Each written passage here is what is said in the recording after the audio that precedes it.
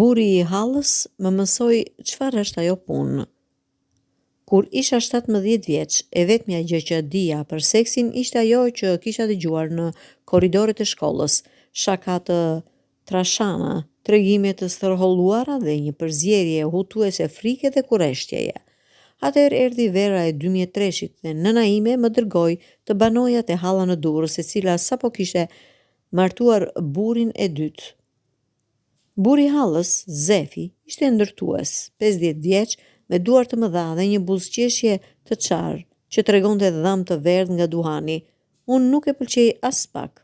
Ai fliste shumë, qeshte fort dhe mbante duart në xhepa gjithmonë, por ajo verë Zefi bëri diçka që asnjë mësues, libër ose shok nuk kishte bërë kurrë për mua. Më foli për atë punë me dinjitet. Filloi një të diel pasdite kur halla kishte shkuar të vizitonte një të sëmurë. Zefi dhe unë rinim në balkon duke parë njerëzit që shkonin në plazh. Ajri ishte i trash me heshtje. A e din djalë, tha ai papritur, duke ndezur një cigare. Kur të vi koha, mos e bëj atë punë si një i marrë. Unë u ngrita në këmbë, i turpëruar. Çfarë pune? Ai më shikoi me një sy të mpret. Mos u bëj budalla. Atë punën me femra, seksin. Unë ndjeva sikur isha zhytur në ujë të nxehtë.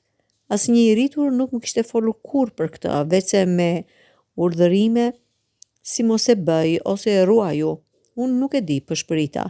Pikërisht, tha Zefi, dhe kjo është problem. Një djalë si ti i zgjuar do të mësojë nga video të pista dhe nga shok budallenj dhe pastaj do të bëj keq dikujt. Ai mori një gëlqere nga tavolina dhe filloi të vizatoj në tabelën e vogël drurit të balkonit. Vizatoi 2 figura të thjeshta, një mashkull dhe një femër.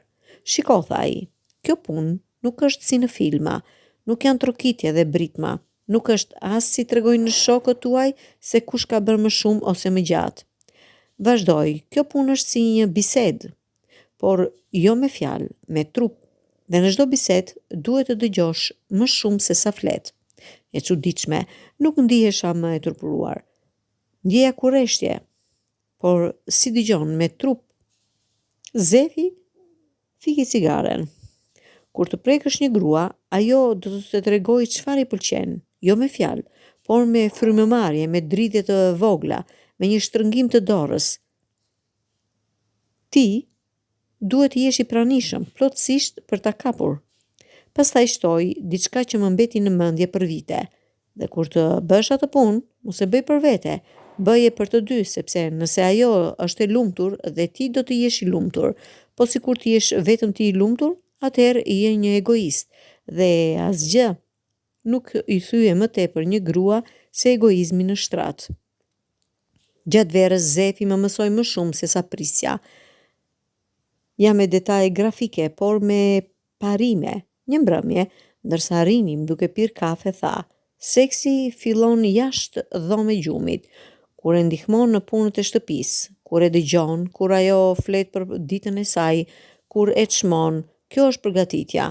Një herë, kur po rregullonim një gardh, më tha: "Kur të bësh dashuri me një grua për herë të parë, bëje ngadalë, shumë ngadalë, sikur të eksplorosh një tokë të re, dhe kur të gjesh diçka që i pëlqen, qëndro aty, mos u nxito të kalosh në një gjë tjetër."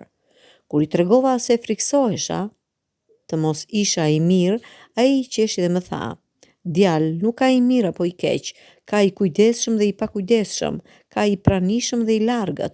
Nëse je i pranishëm dhe i kujdesshëm, gjithçka tjetër vjen vetë." Nga vera u ktheva në shtëpi i ndryshuar. Kur shokët filluan të tregonin tregimet e tyre, i dëgjoja me vëmendje të re. Kuptoja se ata flisnin për një garë, jo për një lidhje, për marrje, jo për dhënje. Viti i parë i universitetit